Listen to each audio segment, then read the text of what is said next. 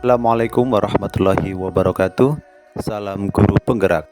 Perkenalkan, nama saya Pujianto, calon guru penggerak angkatan 8 dari SD Negeri 2 Garunglor, Kecamatan Sukoharjo, Kabupaten Wonosobo, Provinsi Jawa Tengah. Di video ini saya akan memaparkan tentang demonstrasi kontekstual filosofi pendidikan oleh Ki Hajar Dewantoro. Menurut Ki Hajar Dewantoro, pendidikan dan pengajaran tidak dapat dipisahkan. Menurut Ki Hajar Dewantoro, pengajaran adalah bagian dari pendidikan. Pengajaran merupakan proses pendidikan dalam memberi ilmu atau berfaedah untuk kecakapan hidup anak secara lahir dan batin. Sedangkan pendidikan memberi tuntunan terhadap segala kekuatan kodrat yang dimiliki anak agar ia mampu mencapai keselamatan dan kebahagiaan yang setinggi-tingginya, baik sebagai seorang manusia maupun sebagai anggota masyarakat. Tujuan pendidikan. Menurut Ki Hajar Dewantoro, pendidikan bertujuan untuk menuntun segala kodrat yang ada pada anak agar mereka dapat mencapai keselamatan dan kebahagiaan yang setinggi-tingginya. Pendidik itu hanya dapat menuntun tumbuh atau hidupnya kekuatan kodrat yang ada pada anak, agar dapat memperbaiki lakunya, bukan dasarnya, hidup dan tumbuhnya kekuatan kodrat anak. Peran pendidik diibaratkan sebagai seorang petani yang tugasnya adalah merawat sesuai kebutuhan dari tanaman-tanamannya itu agar tumbuh dan berbuah dengan baik. Tentu saja beda jenis tanaman, beda perlakuannya. Artinya bahwa kita sebagai seorang pendidik harus bisa melayani segala bentuk kebutuhan metode belajar siswa yang berbeda-beda atau berorientasi pada anak. Ki Hajar Dewantoro menjelaskan bahwa dasar pendidikan anak berhubungan dengan kodrat keadaan, yaitu kodrat alam dan kodrat zaman. Kodrat alam berkaitan dengan sifat dan bentuk lingkungannya di mana anak berada. Sedangkan kodrat zaman berkaitan dengan isi dan irama.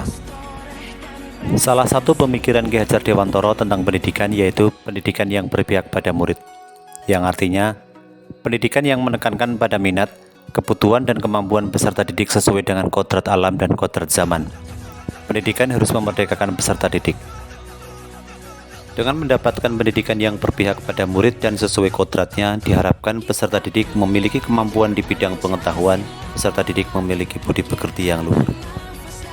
Masih ingat trilogi pendidikan Ki Hajar Dewantoro tentang peran guru sebagai pendidik, yaitu Ing Ngarso Sung Tulodo, Ing Matiyo Mangunkarso, Tutwuri Handayani.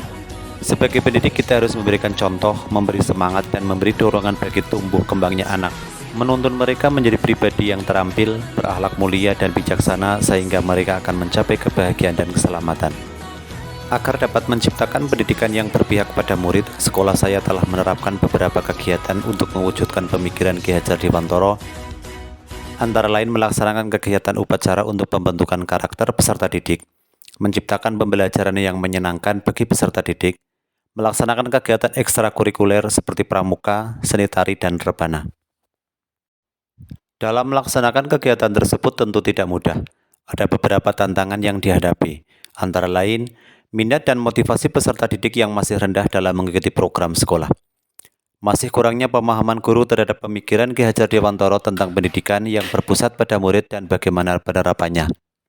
Tantangan tersebut harus kita cari solusi yang tepat agar tercipta suasana belajar yang berpihak pada murid. Beberapa alternatif solusi antara lain, menerapkan model pembelajaran, metode serta media pembelajaran yang bervariatif dan menyenangkan. Guru mengikuti pelatihan, BIMTEK atau semacamnya agar dapat meningkatkan dan memahami pendidikan yang berpihak pada murid. Akhir kata, jadilah guru yang menuntun tumbuh kembangnya peserta didik sesuai kodrat anak.